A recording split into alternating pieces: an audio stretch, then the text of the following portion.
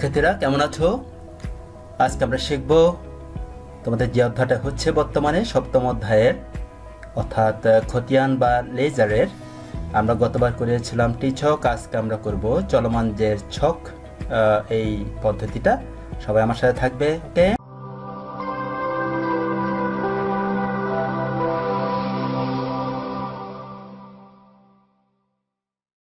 আজকের আমাদের পাঠ হচ্ছে খতিয়ান বা লেজার, যেটা আমি বলেছিলাম এর আগে। সপ্তম অধ্যায়ের খতিয়ান নিয়ে আমরা আলোচনা করছিলাম, যেটা আজকে চলমান যে ছক নিয়ে আমরা আলোচনা করব। এর আগে আমরা টি ছক নিয়ে কথা বলেছিলাম, ঠিক আছে?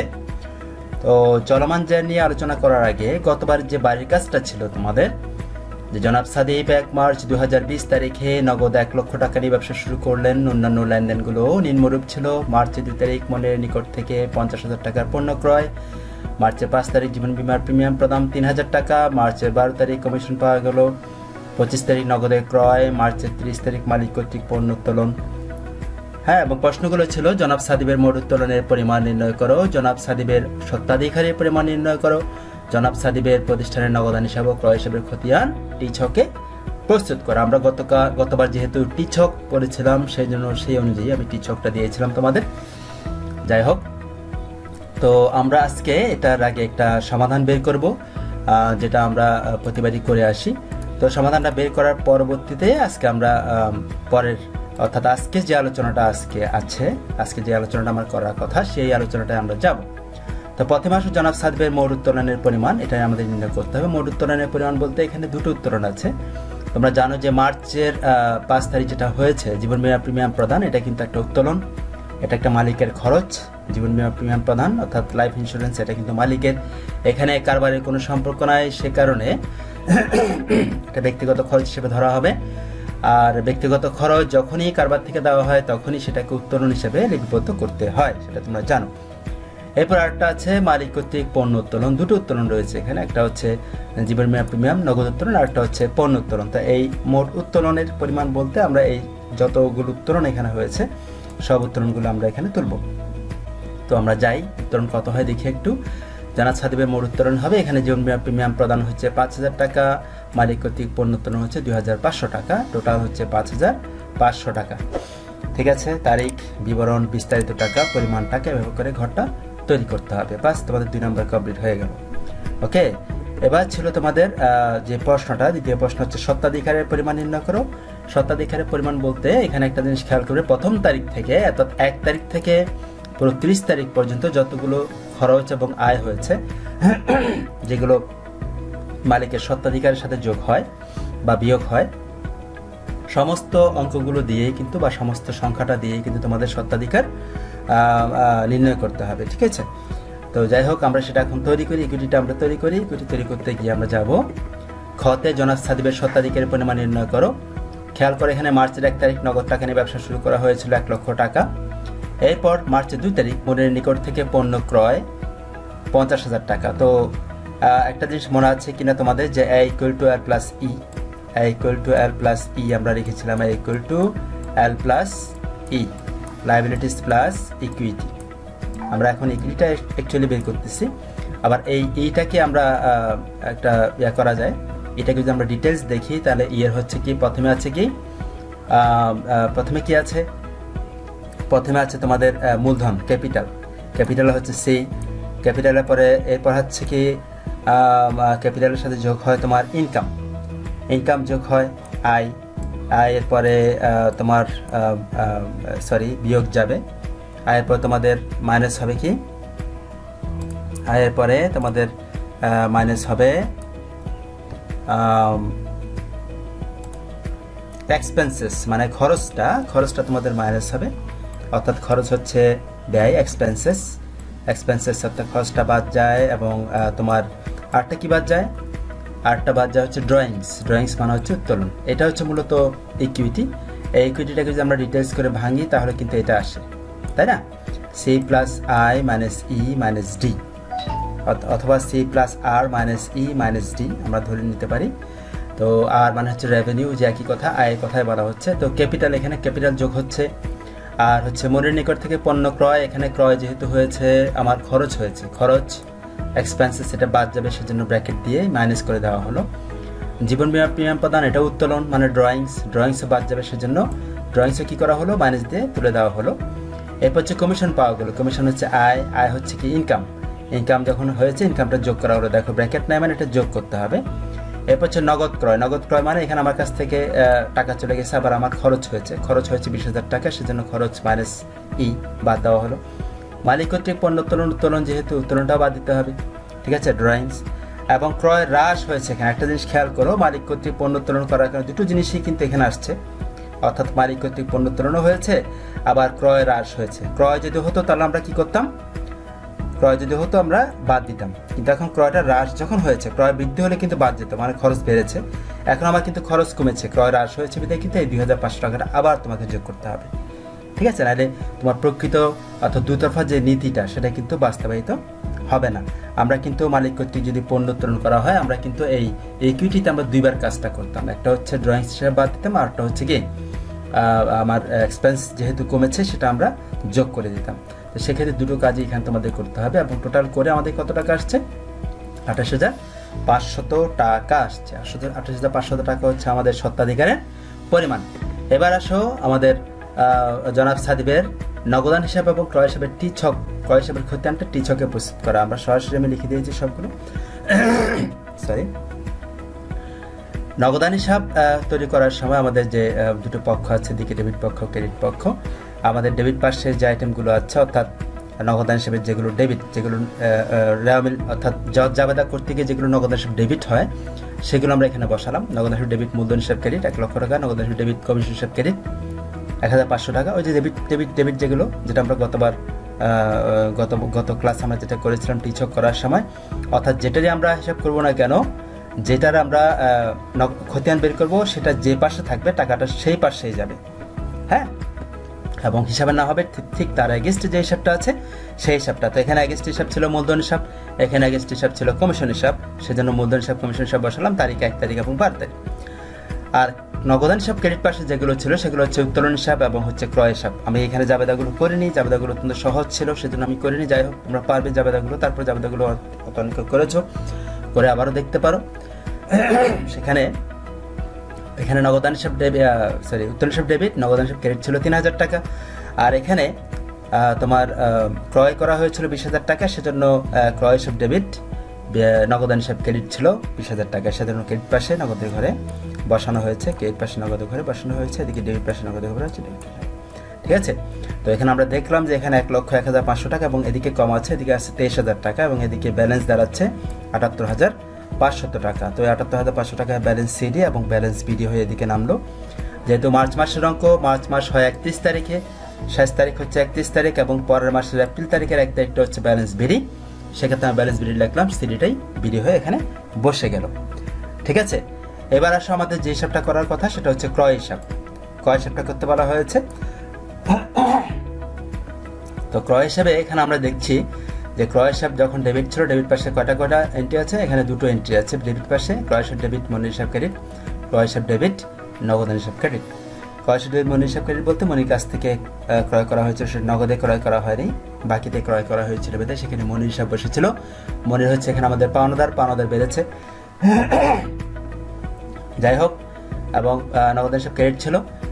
ক্রয় হিসাব যেহেতু ডেবিট ছিল, ডেবিট পাশে যে আইটেমগুলো ছিল সেগুলো বসালাম, 50,000 টাকা, 20,000 টাকা, মার্চের 2 তারিখ, মার্চের 25 তারিখ মিলে দেখতে পারো। আর ক্রেডিট পাশে একটা আইটেমই ছিল উত্তোলন করা হয়েছিল, পণ্য উত্তোলনের জন্য জাবেদাটি কি ছিল, উত্তোলন হিসাব ডেবিট, ক্রয় হিসাব ক্রেডিট। এই যে ক্রয় হিসাব ক্রেডিট পাশে বসালাম 2,500 টাকা এবং ক্রয় হিসাব রেজিস্টার যে হিসাবটা ছিল উত্তোলন হিসাব সেটা বসালাম, ঠিক আছে। এবার আমরা এখানে দেখলাম এদিকে হলো 70,000 টাকা এবং এদিকে হলো মাত্র 2,500 টাকা এবং 67,500 টাকা দিয়ে আমরা সেটা ব্যালেন্স করলাম এবং সেই 67,000 টাকার 500 টাকাটা হচ্ছে ব্যালেন্স সিডি, যেটা ব্যালেন্স বিডি হয়ে এই পাশে আসলো, ঠিক আছে। ভালো করে খেয়াল করো, নগদানটা হচ্ছে সম্পদের ব্যালেন্স বের হয়েছে ডেবিট এবং ক্রয়টা হচ্ছে খরচের ব্যালেন্স বের হয়েছে ডেবিট। ওই যে বলেছিলাম ব্যয়ের ডেবিট এবং সম্পদের ডেবিট, সম্পদ এবং ব্যয় দুটোরই ডেবিট ব্যালেন্স বের হয়, সেজন্য ডেবিট ব্যালেন্সই বের হয়েছে। যাই হোক, তো এবার আমরা আসি আমাদের আজকের আমাদের আলোচনা ঠিকই খতিয়ান, কিন্তু আমরা আলোচনা করবো আজকে চলমান জের ছক প্রক্রিয়া নিয়ে। এর আগের ক্লাসে আমরা আলোচনা করেছিলাম ছক পদ্ধতি নিয়ে। এখন আজকে আমরা যেটা আলোচনা করব সেটা হচ্ছে চলমান জের ছক প্রক্রিয়া। এই চলমান জের ছক প্রক্রিয়াটাকে আধুনিক প্রক্রিয়া, আধুনিক ছকে বলা হয় বা আধুনিক প্রক্রিয়া বলা হয়। আধুনিক কেন বলা হয় সেটা আমরা প্রক্রিয়াটা ব্যবহার করতে গিয়েই দেখব। অত্যন্ত একটা সহজ বিষয়। আর আধুনিক যে বিষয়গুলো আছে বুঝতেই হবে। আধুনিক মানে হচ্ছে সহজ, যেটা সহজে গ্রহণ করা যায়, যেটা সহজে করা যায়, সেগুলো হচ্ছে আধুনিক। তো আমরা দেখি, আমরা খতিয়ানের ছকটা একটু দেখি না আগে। খতিয়ানের ছক দুই ধরনের, এটা জানো, আমরা গতবারের ক্লাসে আমরা সেটা বলেছিলাম, টি ছক, সনাতন ছক, চলমান জের ছক বা আধুনিক ছক। টি ছক এরকম দেখতে এবং চলমান জের ছক দেখতে এরকম। চলমান জের ছক এদিকে পৃষ্ঠা নম্বর, এদিকে হিসাবের কোড নম্বর থাকে, এদিকে তারিখ, বিবরণ, যাবতীয় পৃষ্ঠা, ডেবিট টাকা, ক্রেডিট টাকা এবং ব্যালেন্সের জন্য দুটো ঘর থাকে। আমি বলেছিলাম একটা ঘর থাকলেও হয়, যেহেতু বইয়ে দুটো ঘর আছে তোমরা দুটো ঘরই দেবে। যাই হোক, আমরা আজকের আলোচনা আসি চলমান জের ছক প্রক্রিয়ায় খতিয়ান তৈরির, হিসাব তৈরির পদ্ধতিটা আসলে কেমন। অত্যন্ত সহজ একটা পদ্ধতি।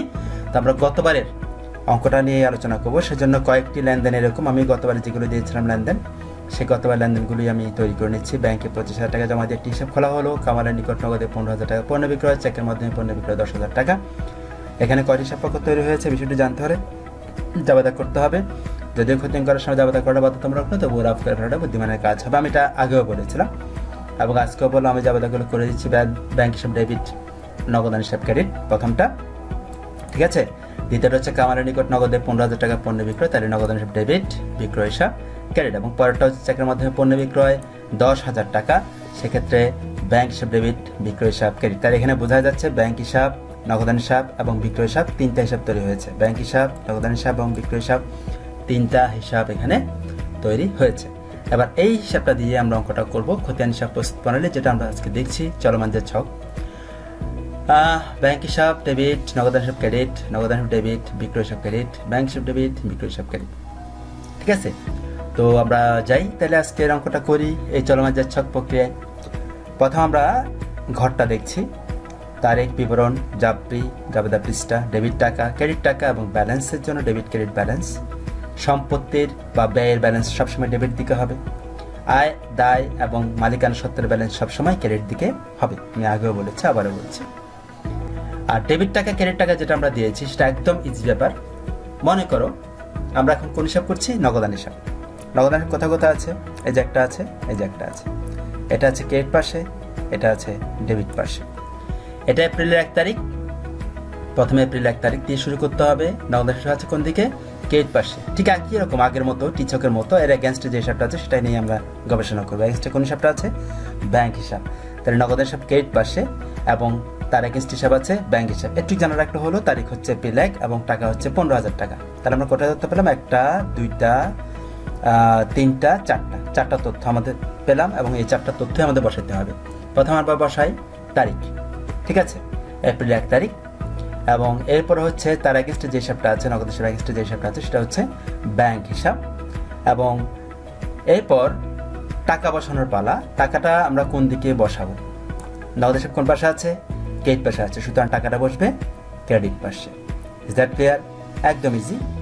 হ্যাঁ, এবার কিন্তু একটা ব্যাপার আছে, সে ব্যাপারটা হচ্ছে ভালো করে খেয়াল করো। এখানে আমাদের ব্যাংক হিসাব আমরা বসালাম, ঠিক আছে, ক্রেডিট পাশে টাকাও বসালাম, ঠিক আছে।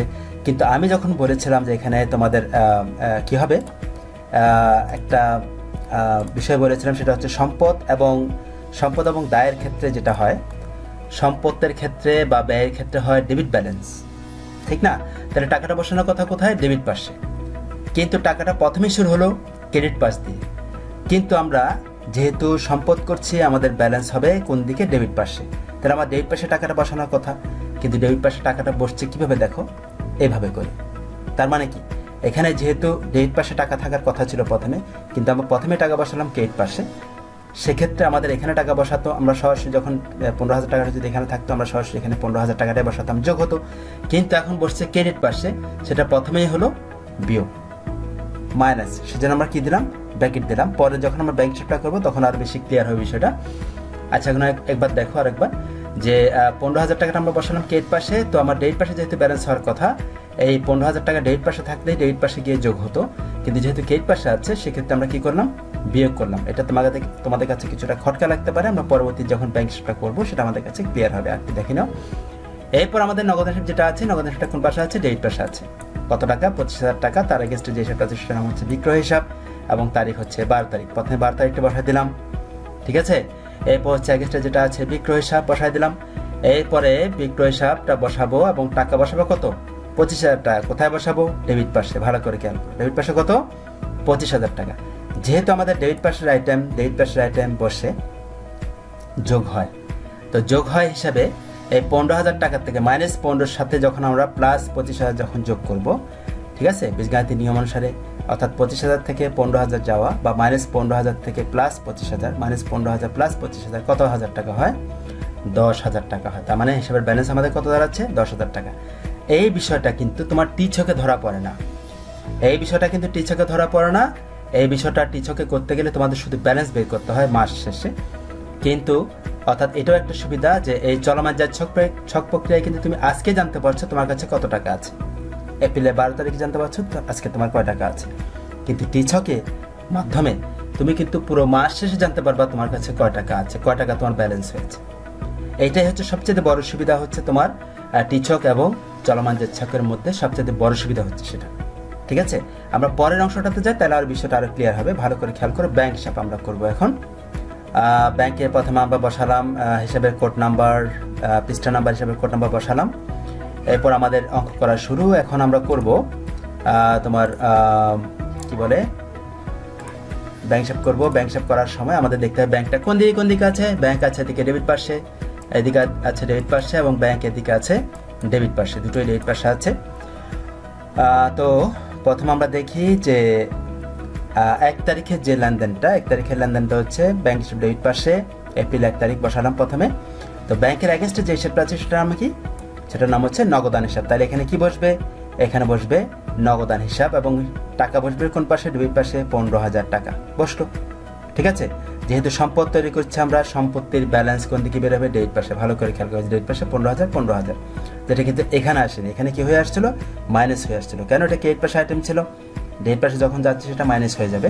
আর এদিকে ডেবিট পাশে আইটেম ডেবিট পাশে যখন যাচ্ছে সেটা প্লাস হয়েই যাবে, ঠিক আছে। এর পরটা একটু দেখো, এই পরটা হচ্ছে 14 তারিখ। ব্যাংকের তাও ডেবিট পাশে আছে কত টাকা? 10,000 টাকা। তাহলে সেক্ষেত্রে আবার বসাও এপ্রিলের 14 তারিখ। হিসাবে না হবে কি? তার এগেনস্টে যেটা আছে বিক্রয় হিসাব বসালাম এবং টাকা যাবে কত? 10,000 টাকা। 10,000 টাকা বসালাম। এবার এই 15,000 সাথে এই 10,000 দুটো যোগ করলে, কেন যোগ হচ্ছে? ডেবিট পাশে আইটেম ডেবিট পাশে যখন যাচ্ছে তখনই কিন্তু যোগ হচ্ছে। এই টাকাটা যদি এদিকে থাকতো তাহলে কিন্তু এই 15,000 টাকার থেকে এই 10,000 টাকাটা বিয়োগ করে টাকাটা বসাতে হতো। তাহলে এখন আমরা যোগ করছি 15,000 আর 10,000 টাকা, টোটাল কত টাকা হয়? 25,000 টাকা। অর্থাৎ সোজা কথা, ডেবিট পাশে আইটেম যখন ডেবিট পাশে ব্যালেন্স যখন আমরা তৈরি করছি, ডেবিট পাশে আইটেম যখন ডেবিট পাশে যাবে তখন, অর্থাৎ ডেবিট পাশের ব্যালেন্স তৈরি করতে গেলে ডেবিট পাশের কোনো আইটেম যখন ডেবিট পাশে আমরা নেব তখন সেটা যোগ করে যাবে। আর যদি ক্রেডিট পাশে আইটেম যখন কোনো ডেবিট পাশে নিয়ে যাব তখন সেটা বিয়োগ হয়ে যাবে। আর আমরা যখন ক্রেডিট ব্যালেন্স তৈরি করব তখন ক্রেডিট পাশের আইটেমগুলো যোগ হয়ে যাবে আর ডেবিট পাশে কোনো আইটেম থাকলে সেটা বিয়োগ হয়ে যাবে। কথা ক্লিয়ার? তাহলে এক্ষেত্রে আমাদের কিন্তু আজকে আমরা জেনে যাচ্ছি, অর্থাৎ 14 তারিখে, এপ্রিল 14 তারিখে আমরা জেনে যাচ্ছি আমাদের ব্যাংকে কত টাকা আছে? 25,000 টাকা আছে। আমরা 12 তারিখে জেনে যাচ্ছি, এপ্রিল 12 তারিখে জেনে যাচ্ছি আমাদের ক্যাশ কত টাকা আছে? 10,000 টাকা আছে, তাই তো? ওকে, এবার আমরা আসি বিক্রয় হিসাবে। বিক্রয় হিসাবে আমরা দেখব, ঠিক তৈরি করে ফেললাম। বিক্রয় হিসাবে আমাদের ছক তৈরি হয়ে গেল এবং বিক্রয়ের সাথে যুক্ত যে হিসাবগুলো সেগুলো আমরা একটু বের করি। একটা হচ্ছে 12 তারিখে, একটা হচ্ছে 14 তারিখে। এই বিক্রয়ের সাথে তার এগেনস্ট হিসাব আছে নগদান হিসাব, এই বিক্রয়ের সাথে তার এগেনস্ট হিসাব আছে ব্যাংক হিসাব, এবং দুটোই ক্রেডিট পাশের আইটেম। সুতরাং ক্রেডিট পাশে টাকাটা যাবে, প্রথমে যাবে তারিখ, এপ্রিলে 12 তারিখ বসালাম। এপ্রিলে 12 তারিখ বসানোর পরে 12 তারিখের এগেনস্টে যে হিসাবটা আছে কোনটা? নগদান হিসাব বসালাম। এরপর আছে তোমার কোথায় নগদান হিসাবে কত টাকা? 25,000 টাকা। 25,000 টাকা বসালাম ক্রেডিট পাশে। ঠিক একই রকমভাবে 14 তারিখ দেখো ভালো করে, যে দেখো 25 তারিখ 25,000 টাকা। 25,000 টাকা কিন্তু ক্রেডিট পাশে চলে গেল। যেহেতু বিক্রি হিসাব হচ্ছে আমাদের আয়ের হিসাব হয়, তোমাদের আয়ের ব্যালেন্স হয় সবসময় ক্রেডিট, সুতরাং ক্রেডিট পাশে টাকাটা চলে গেল 25,000 টাকা। এবার 14 তারিখের আইটেমটাও কিন্তু ক্রেডিট পাশে এবং কত টাকা? সেটা 10,000 টাকা। হিসাবের নাম কি? ব্যাংক হিসাব। তাহলে একইভাবে বসাও এপ্রিল 14 ব্যাংক হিসাব 10,000 টাকা, এবং এই যে 25 আর 10 যেহেতু ক্রেডিট পাশে আইটেম ক্রেডিট পাশে যাচ্ছে যোগ হয়ে যাবে। তাহলে 25 আর 10 যোগ করলে কত টাকা হবে?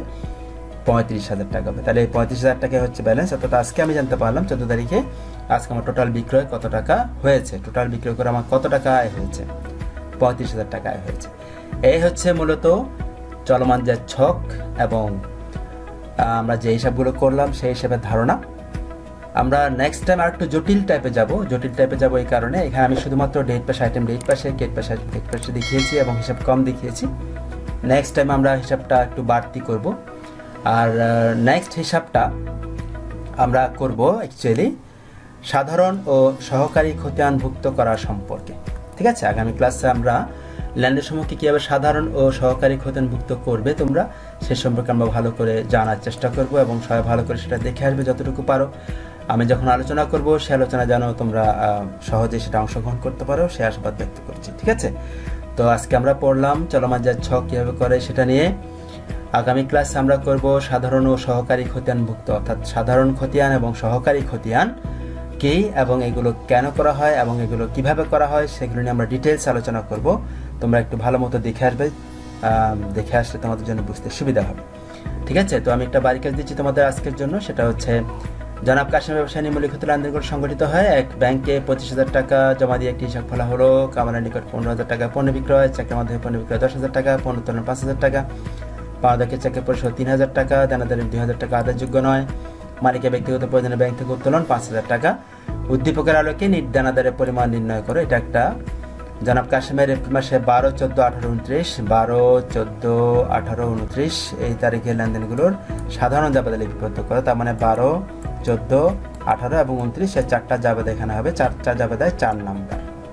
ঠিক আছে, এখানে হচ্ছে 2 নাম্বার এবং এখানেও হচ্ছে কত নাম্বার? 4 নাম্বার। তার উদ্দীপকের আলোকে চলমান যে ছকে ব্যাংক হিসাব এবং উত্তোলন হিসাব দেখো দুটো হিসাব করতে বলা হয়েছে এবং সেটা কি দিয়ে করতে বলা হয়েছে? চলমান যে ছকে দুটোতে 2, 2, 4 নাম্বার।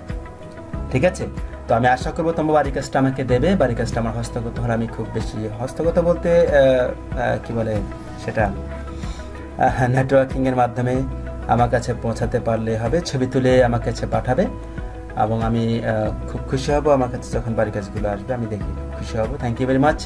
আজকের দিন এটুকুই। নেক্সট টাইম আবারও দেখা হবে এই খতিয়ান ক্লাসে, সাধারণ খতিয়ান সহকারী খতিয়ান নিয়ে। সে পর্যন্ত ভালো থাকো, সুস্থ থাকো, নিরাপদে থাকো। Okay, thank you and see you later. Good by.